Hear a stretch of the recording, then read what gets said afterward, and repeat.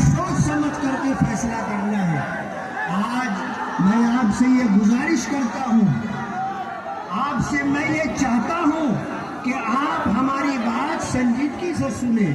ये जो मजमा खड़ा है, मुझे आपके जोश और जज्बे का पता है, मैं आपके इस जोश और जज्बे की कदरदानी करता हूँ, लेकिन मैं आपसे ये कहना चाहूंगा कि आप बैठिए, आप इत्मीनान से आपके हक की आवाज उठाने वाले शख्स की बात सुनिए। आप इत्मीनान से शोर न करते हुए खामोशी का माहौल बनाए। ये कुछ लोग जो स्टेज के सामने अपने जज्बात का इजहार कर रहे हैं और जिस तरह ये धक्का मुक्की हो रही है, ये मुनासिब बात नहीं है। आप बैठ जाइए, आप इत्मीनान से बात सुनिए। कहने वाला अपनी बात करेगा आपके हक के लिए, आपके इंसाफ के लिए, आपके रोजगार के लिए, आपके बच्चों के बेहतर मुस्तकबिल के लिए, आपके बच्चों के बेहतर इलाज के लिए, आपके बच्चों की बेहतर तालीम के लिए। आज अगर हैदराबाद से चल करके कोई शख्स आया है, आपको उसका इस्तेकबाल करना है और आपको इस बात की कोशिश करना है कि उनकी बात को सुने, समझे। और 11 नवंबर को मजलिस इत्तेहादुल मुस्लिमीन, जिसका निशान पतन छाप है, आप आफ्ताब आलम कंचन दास को, यानी आफ्ताब कंचन को, गंगा जमनी तहजीब बताने वाली शख्सियत को अपना कीमती वोट दे करके कामयाब करें। दिनों में आपके बेहतर मुस्तकबिल के लिए इंशाअल्लाह कारामद और मुफीद होगा। मेरी आपसे गुजारिश है, आप इत्मीनान से बैठे, इत्मीनान से बात सुने और आने वाले 11 नवंबर को पतन छाप निशानी पर अपना कीमती वोट दे करके अपने मुस्तकबिल को बनाने की कोशिश करें और आफ्ताब कंचन को आप कामयाब करें। मेरी आपसे ये अपील है। बहुत बहुत शुक्रिया। भाइयों, आप लोग अगर हमारे बैरिस्टर साहब का भाषण सुनने के लिए आए हैं तो कृपया सहयोग कीजिए, सहयोग कीजिए। आप लोगों से अपील है, सहयोग कीजिए, नहीं तो मंच टूट जाएगा। आप लोग जिनका भाषण सुनने के लिए आए हैं वो भाषण सुन नहीं पाएंगे।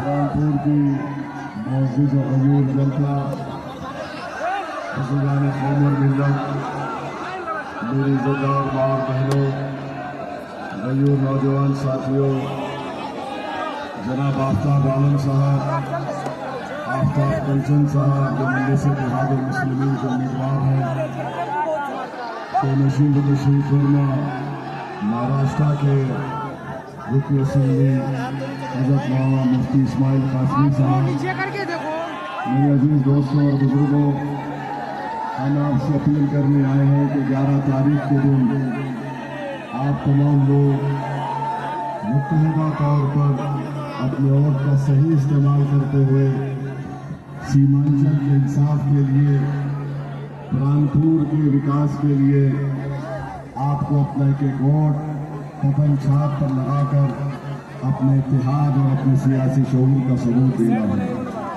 मेरे अजीज दोस्तों और बुजुर्गों, मजलिस इत्तेहादुल मुस्लिमीन आपसे वादा कर रही है। भाई अगर आप बोलना चाहें तो हम बैठ जाएंगे, या तो आप खामोश बैठेंगे या सुनेंगे। अगर आपको बोलना है तो हम चले जाएंगे।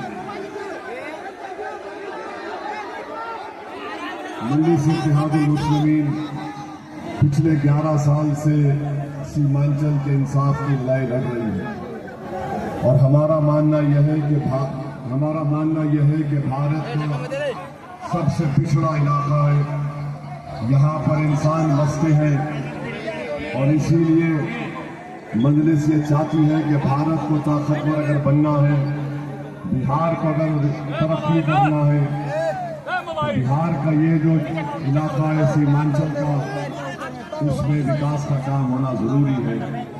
11 तारीख के दिन आप पतंग छाप पर वोट डालकर आफ्ताब आलम साहब को कामयाब करेंगे तो मैं आपसे वादा कर रहा हूं कि इंशाअल्लाह ताला यहाँ पर आजमनगर पर महानदी पुल का निर्माण का काम शुरू होगा इंशाअल्लाह ताला।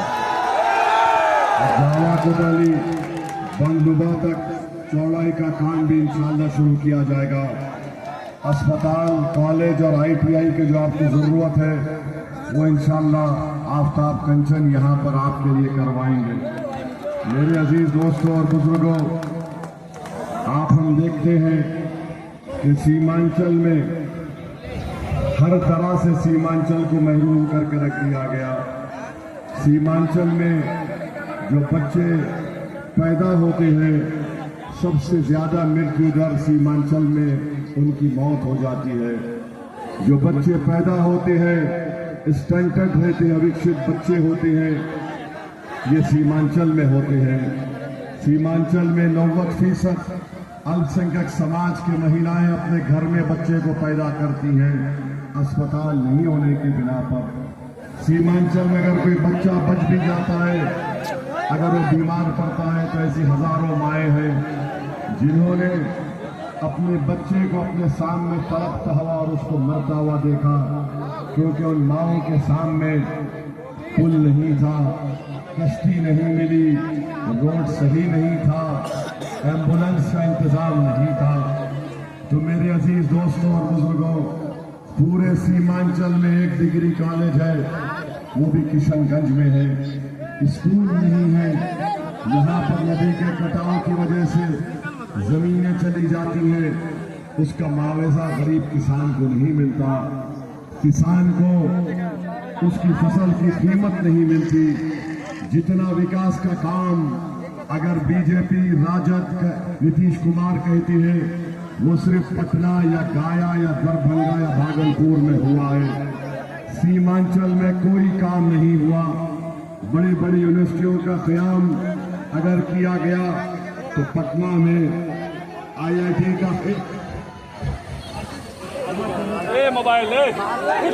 अस्पताल नहीं बनाया जाता। अगर आपको सुनना है तो आज प्रधानमंत्री अरारिया को आए थे, सुनिए प्रधानमंत्री ने क्या कहा।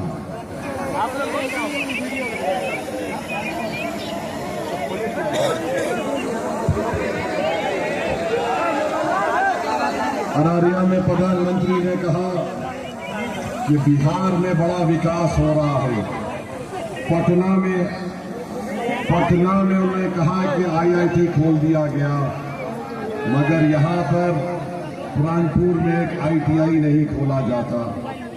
एम्स पटना में खोल दिया गया, मगर प्राणपुर में अस्पताल नहीं खोला जाता। दरभंगा में प्रधानमंत्री ने कहा एम्स का काम हो रहा है। नेशनल लॉ यूनिवर्सिटी पटना में खोल दी गई, IIIT भागलपुर में खोल दिया गया, 4 सेंट्रल यूनिवर्सिटीज पटना और बोध गया में खोल दिए गए। आखिर ये क्या वजह है कि सीमांचल में एक स्कूल, एक डिग्री कॉलेज और एक सेंट्रल यूनिवर्सिटी नहीं खोली जाती? प्रधानमंत्री एक चीज को बराबर बोलते हैं सीमांचल को जब आती है कि सीमांचल में घुसपैठी आ गया। क्या बताओ यहाँ पर कोई नेपाली, बांग्लादेशी है? तो प्रधानमंत्री क्यों बदनाम करते हैं इस गयूर सरजमीन को? सब कुछ पटना, भागलपुर, दरभंगा में खोला जाता है। सीमांचल क्या लावारिसों का इलाका है? क्या सीमांचल में इंसानों की बस्ती नहीं है? हम आप सबको बताना चाह रहे हैं मेरे भाई, अगर आप मानते हैं कि सीमांचल से इंसाफ होना चाहिए तो फिर आपको मजलिस इत्तेहादुल मुस्लिमीन के पतंग छाप पर बटन दबाना पड़ेगा। और फिर दूसरी जानिब राजद है। कई साल पहले आकर कहा था कि चाचा भतीजे को कामयाब कर दो, सरकार बदल दो। याद रखो, सरकार बदलने से सीमांचल के गरीब का मुकद्दर नहीं बदला। सीमांचल के गरीब का, प्राणपुर के गरीब का, हमारी माँ और बहनों के बच्चों का मुकद्दर उसी वक्त बदलेगा जब पतंग छाप पर बटन दबेगा। ये सरकार बदलने का जो नारा लगाते हैं, ये झूठ बोलते हैं। आपको अपने विधायक को कामयाब पहले करना पड़ेगा। और राजद ने जो उम्मीदवार को दिया है, मोहतरमा इशरत परवीन, कितनी मर्तबा लड़कर हारा इन्होंने। टेम्पो गाड़ी याद है? टेम्पो गाड़ी याद है? तो टेम्पो से उतरकर लैंडीन पकड़ लिए और पतंग छाप को गाली देते हैं और बोलते हैं कि अगर ये जोड़ी आफ्ताब कंचन की जोड़ी कामयाब हो गई तो भाजपा आ जाएगी। अरे भैया, 2015 में लालू नीतीश मिलकर कामयाब हुए, बाद में आपने बीजेपी को सत्ता पे बिठा दिया। फिर 2020 में फिर मिले, फिर भाजपा को कामयाब कर दिया, सत्ता में बिठा दिया। बताओ, असदुद्दीन ओवैसी 11 साल से यहां पर आ रहा है, मगर भाजपा ऐसे कैसे कामयाब हो जाती है? मेरे अजीज दोस्तों और बुजुर्गों, आपने 20 साल कांग्रेस को मौका दिया, आपने 20 साल नीतीश कुमार, बीजेपी, तेजस्वी को मौका दिया, आपने 15 साल राजद के लालू परिवार को मौका दिया। मैं आपसे सिर्फ 5 साल मांग रहा हूं प्राणपुर के लिए, आप देंगे? और याद रखिए तेजस्वी ने क्या कहा ओवैसी के बारे में, कि ओवैसी चरमपंथी है, जिसके चेहरे पर दाढ़ी है, जिसके चेहरे पर टोपी है, जो नमाज का पाबंद है, जो मस्जिदों को आबाद रखता है, जो कुरान को पढ़ता है, जो मदरसे में आलिम पढ़ाता है, जो बच्चे उसके पैरों के पास बैठकर दीन सीखते हैं, जो हमारी माएं सर पर पल्लो ओढ़कर या हिजाब या बुर्का पहनती हैं, तेजस्वी के नजर में वो चरमपंथी है। बताओ, यहां पर इतने हमारे बुजुर्ग हैं जो चेहरे पर दाढ़ी और सर पर टोपी है, क्या वो चरमपंथी है? क्या हमारे मदरसे चरमपंथी के अड्डे हैं? जब नहीं है तो तेजस्वी ये क्यों बोलता है? इसलिए बोलता है, सुनो, इसलिए बोलता है कि तेजस्वी ने अपने बड़े भाई मोदी की जबान से सुना था एक मर्तबा। मोदी ने भाषण में कहा था, कपड़े देखकर पहचानो, कहा था, याद है? तो तेजस्वी कपड़े देखकर, चेहरे पर दाढ़ी, सर पर टोपी देखकर कह रहा है ये चरमपंथी है। चरमपंथी का जवाब 11 को देंगे ना? कैसे देंगे? नारे से देंगे या बटन दबा कर पतंग छाप करेंगे? तो पतंग छाप को कामयाब करिए। आप समझिए हमारी बात को। हमारी लड़ाई सीमांचल के इंसाफ की है। हमारी लड़ाई सिर्फ आफ्ताब कंचन को कामयाब करना नहीं है, पूरे सीमांचल का गेम को बदलना है, पूरे खेल को बदल देना है।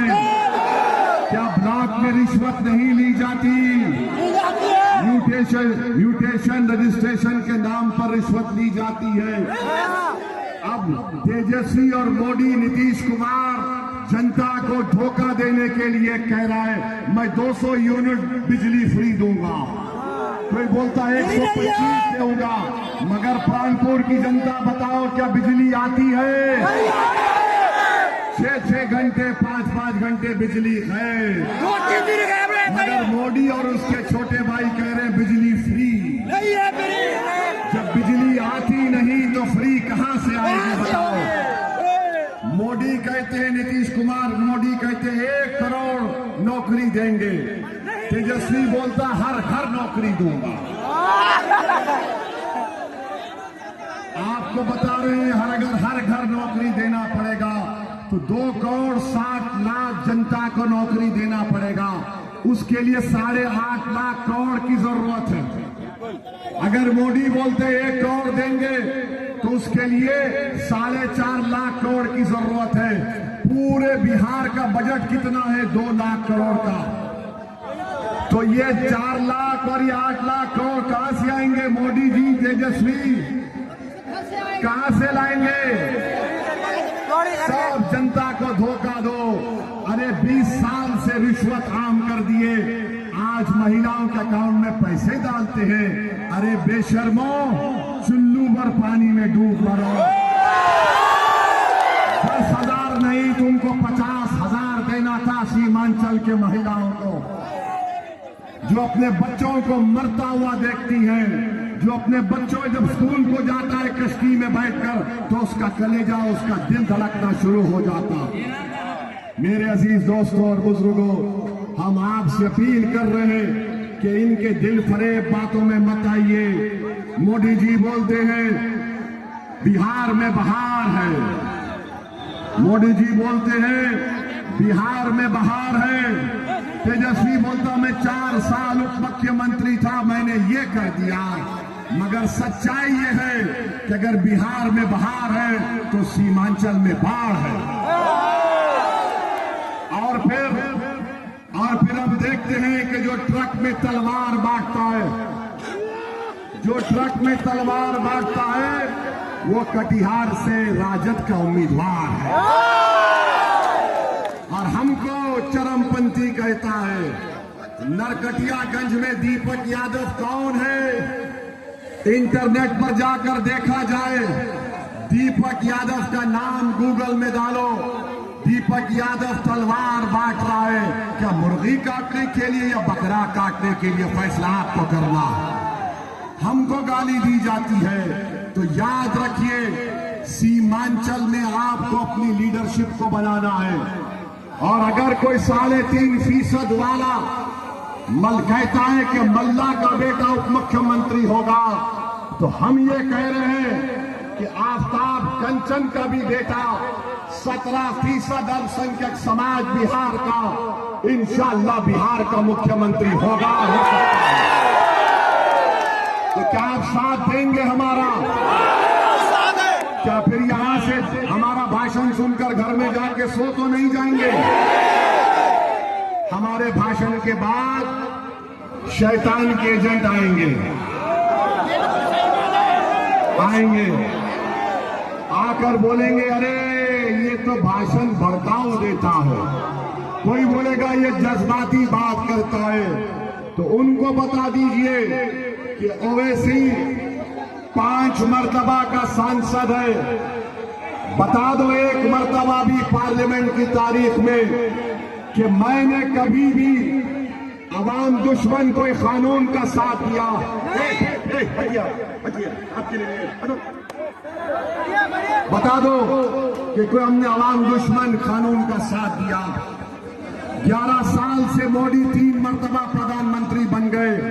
ट्रिपल तलाक का कानून आया तो किसने उसकी मुखालिफत की? जनता जानती है। CAA का कानून आया तो फाड़ कर फेंक दिया मोदी की तरफ। हम इस कानून को नहीं मानते, मजहब के बुनियाद पर।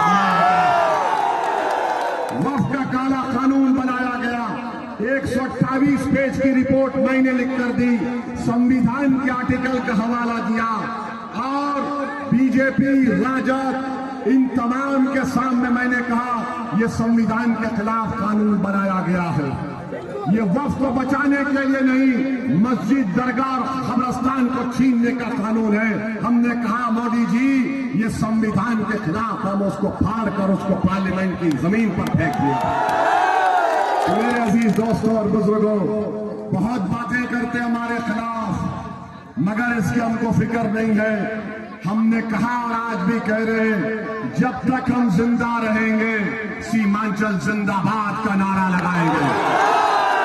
जब तक अल्लाह हमको जिंदा रखेगा, तुम्हारी लड़ाई हमारी लड़ाई है, तुम्हारा गम मेरा गम है। तुम्हारे आंख से एक कतरा जो आंसू का गिरता है, उससे हमारे सीने में भी तकलीफ होती है। हम लड़ेंगे, हमारे लिए सीमांचल की लड़ाई बड़ी ही जरूरी है और हम लड़ते थे, लड़ते रहेंगे। जिन लोगों ने तुम्हारे चैन को बर्बाद कर दिया, ओवैसी तुमसे वादा कर रहा है, हम उनकी नींदों को हराम कर देंगे। जिसने तुम्हारे बच्चों के मुस्तकबिल को बर्बाद किया मेरी माँ और बहनों, हम उनके सियासी मुस्तकबिल को अंधेरे में डाल देंगे इंशाअल्लाह। जिसने हमारे सीमांचल की जनता को इंसान नहीं समझा, वो तुम्हारे वोट के हकदार नहीं है। जो सीमांचल की और गरीबों की लड़ाई लड़ रहा है, आप अपना वोट 11 तारीख के दिन पतंग छाप पर दीजिए। देंगे ना तो बटन दबेगा किस पर? बटन दबेगा किस पर?